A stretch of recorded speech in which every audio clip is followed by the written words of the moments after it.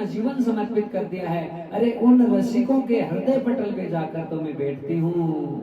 कहने का मतलब क्या है भक्तजनों, कि जब हम बिहारी जी के मंदिर में जाते हैं, राधा रमन जी के मंदिर में जाते हैं, राधा वल्लभ जी के मंदिर में जाते हैं, उस समय में ठाकुर जी तो नजर आते हैं, पर श्री जी कहाँ हैं? श्री जी वृंदावन में डोलती रहती है, और डोलते डोलते उन्हीं रसिकों का इंतजार करती रहती है कि कौन सा रसिक जो मेरे लिए जी रहा है, मेरे लिए मर रहा है, मुझे तिल तिल पुकार रहा है, हर क्षण मुझे याद कर रहा है। ऐसे रसिकों के हृदय में जाकर वो श्री राधा रानी कृपा करती है, करुणा करती है, और श्री ठाकुर जी तो बाकी के भक्त आते हैं उनको दर्शन देते हैं, उनका कार्य करते हैं।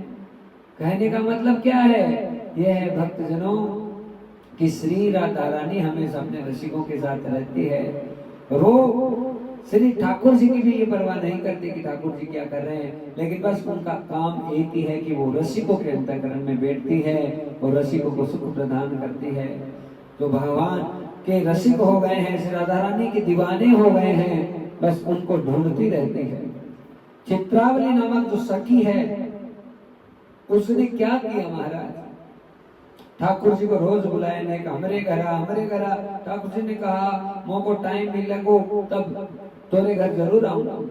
लेकिन पता है कि श्री जी को कहकर जाएंगे तो श्री जी को तो ईर्ष्या हो जाएगी, जलन हो जाएगी। राधा रानी को इस चीज की बहुत चीड़ है। राधा रानी हमेशा ये चाहती है कि ठाकुर जी मेरे साथ ही रहें और किसी के पास नहीं जाए, पर ऐसा संभव नहीं हो पाता क्योंकि भगवान है तो वो तो सब जगह उनको लीला करनी पड़ती है। कभी कहाँ जाते हैं, कभी कहाँ जाते हैं, कभी कहाँ जाते हैं। महाराज वो तो प्रभु है, क्या उन्हें शरीर से थोड़ी जाना पड़ता है, पर उनको अपनी लीला में सब भक्तों को सुख प्रदान करना होता है। हाँ, पर सबसे परम जो प्रियतमा है श्री ठाकुर जी को तो श्री राधा रानी है। और अब श्री जी को पता चल जाए कि ठाकुर जी चित्रावली के घर पे चले गए तो महाराज यहाँ पर तो राधा रानी रूठ के बैठ जाए। और राधा रानी जब मान करके बैठती है तो ठाकुर जी की हालत खराब होती है, उनको मनाने में बहुत समय बीत जाता है। भगवान इसी बात से घबराते हैं कि रे वो मान करके ना बैठ जाए, मान करके ना बैठ जाए, फिर भगवान का मनाना बड़ा मुश्किल हो जाता है।